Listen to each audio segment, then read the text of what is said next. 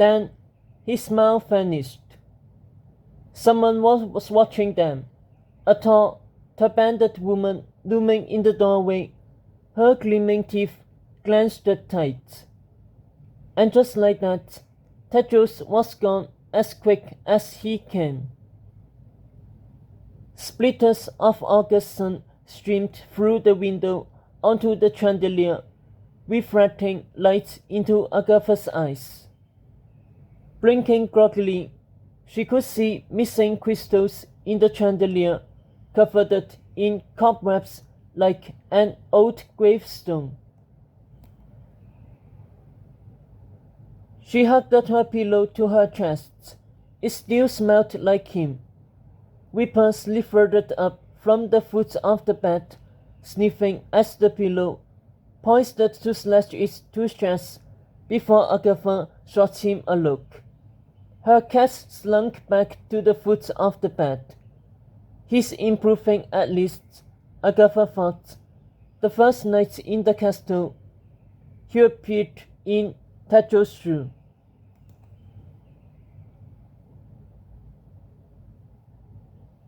Voices echoed in her wing. She couldn't be alone much longer.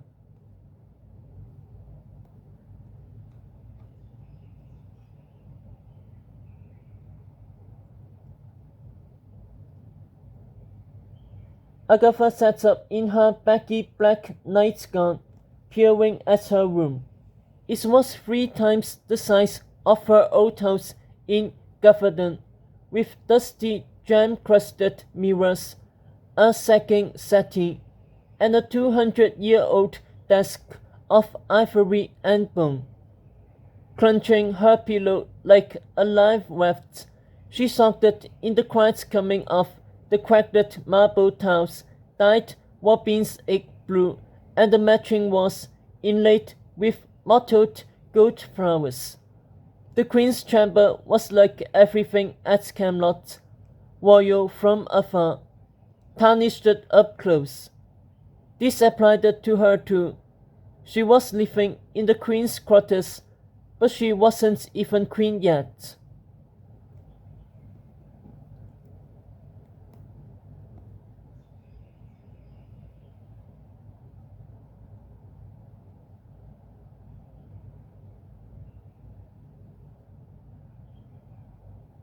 The wedding was still 2 months away. A wedding that was making her uneasier each day.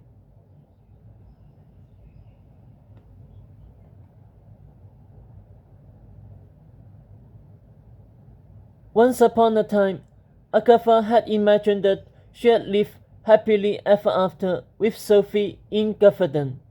The 2 of them would be proud owners of a cottage in town, where they would have tea and toast each morning, then jaunt off to Mr. Delafrin's snowy bookshop, now the A&S bookshop, since she and Sophie would take it over once the old man died.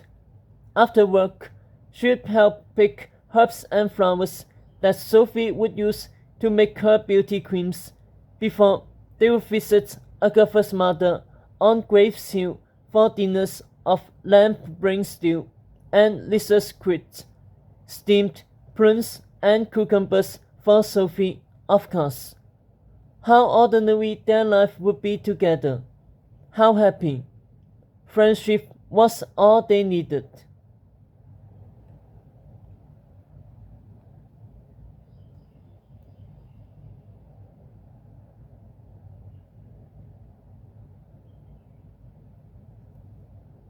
Agatha squeezed the pillow harder. How things change. Now her mother was dead, Sophie was Dean of Evil at a magical school, and Agatha was marrying King Arthur's son.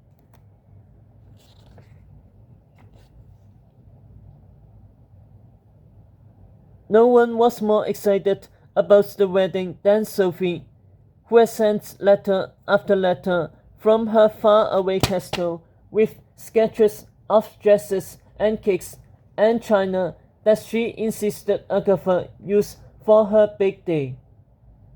Dear Aggie, I haven't heard back from you about the chiffon Frau sweaters I sent, or the proposed canapes. Really, darling, if you don't want my help, just tell me.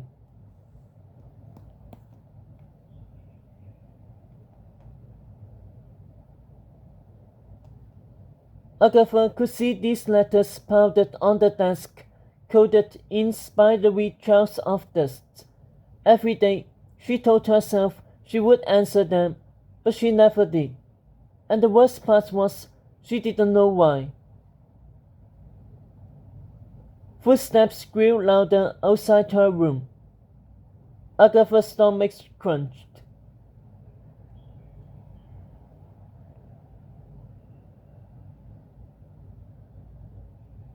It had been this way for 6 months.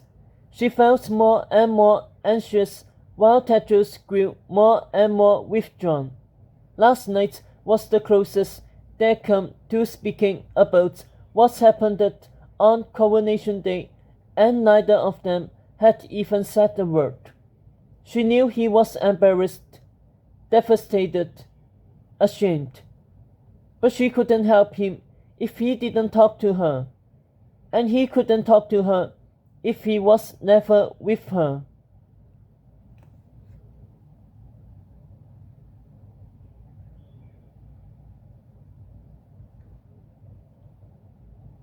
More voices now, more footsteps. Mouth dry, Agatha snatched the glass of water from her nice table. Empty. So was the pitcher.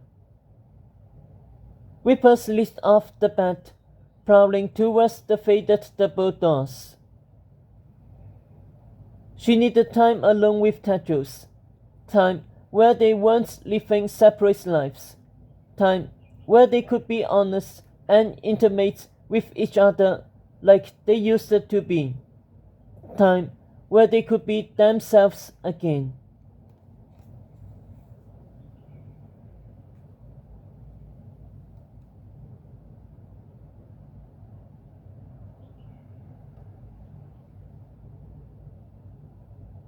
The doors crashed open, and 4 maids paraded in, each wearing the same dripping robe in a different shade of pastel, peach, pistachio, grapefruit, rose, as if they were a box of mixed macarons.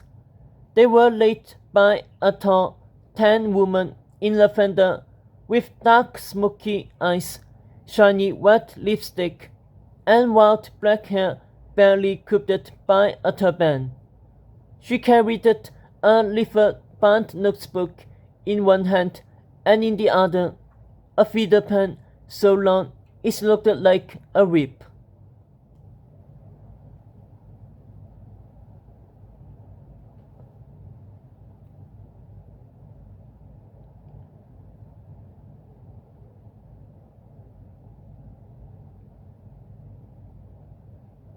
Breakfast with the wedding florists at 7 in the Blue Tower dining room, then meetings with tailor candidates in 20-minute intervals to decide who should stitch the wedding linens, then an interview with the Camelot's courier for their wedding preview edition.